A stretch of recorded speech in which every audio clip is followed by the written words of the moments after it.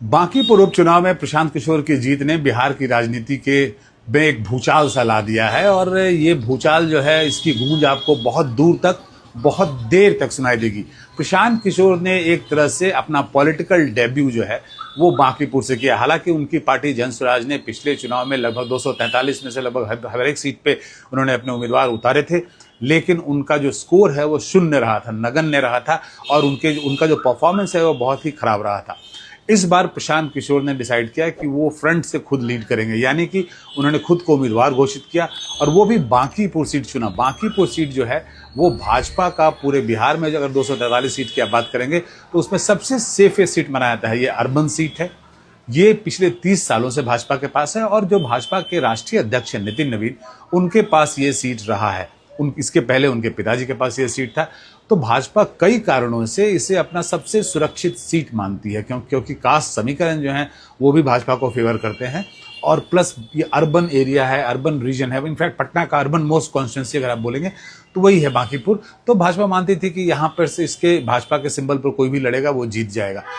साथ ही जो सम्राट चौधरी जिन्होंने जो 100 दिन पूरे किए हैं मुख्यमंत्री के तौर पे, उनके नेतृत्व में ये पहला चुनाव लड़ा जा रहा था। तो दोनों के लिए, भाजपा के राष्ट्रीय अध्यक्ष नितिन नवीन के लिए ये प्रतिष्ठा की लड़ाई थी और साथ ही सम्राट चौधरी के लिए भी ये प्रतिष्ठा की लड़ाई थी।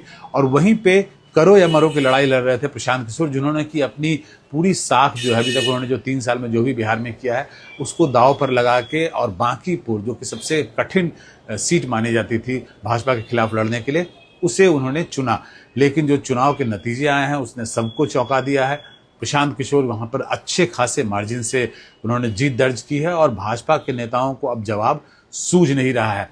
इससे एक चीज साफ है कि जो अब उनके समय में जो जनजी आंदोलन हो रहा था जो पिछले 1 महीने में, अच्छी बहुत इंटरेस्टिंग बात यह है कि बांकीपुर जो विधानसभा है उसमें लगभग 1/3 वोटर्स जो हैं वो 25 साल से नीचे हैं, यानी कि जेंजी हैं या जेंजी के आसपास, उन्हें यूथ मान लीजिए आप, वो जेंजी की विचारधारा के करीब लोग हैं।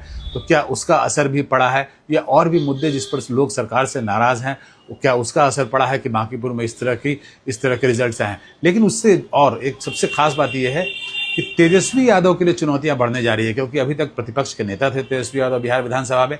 अब प्रशांत किशोर जाएंगे बिहार विधानसभा में, और विधानसभा में उनके जाने का मतलब है वो जिस तरीके से तर्कसंगत बातें करते हैं, डेटा से बातें करते हैं और वैसे मुद्दों को उठाते हैं जो जनता से जिसका सीधा सरोकार होता है, चाहे वो पलायन का मुद्दा हो, चाहे लोकल रोजगार का मुद्दा हो, उस तरह के मुद्दों को जब उठाएंगे तो तेजस्वी यादव जो विपक्ष की भूमिका निभा रहे थे यहाँ पे, उसे प्रशांत किशोर बहुत बुरी तरह से ओवरशैडो करने जा रहे हैं। और इसके कारण से जो आरजेडी का कुनबा है, तेजस्वी यादव का जो कुनबा है, वो भी खासा चिंतित है। भाजपा के लोग तो चिंतित हैं ही, साथ में तेजस्वी यादव और उनका जो कुनबा है वो भी उतने ही चिंतित है। तो आने वाला जो समय है वो बिहार विधानसभा में दिलचस्प होगा, क्योंकि वहाँ प्रशांत किशोर रहेंगे और प्रशांत किशोर को देखना होगा। हम लोग सबकी इस पर निगाहें रहेंगे कि प्रशांत किशोर आखिर किस तरह के मुद्दों को कैसे विधानसभा के अंदर उठाते हैं। पटना से मैं प्रभाकर कुमार, एनडीटीवी के लिए।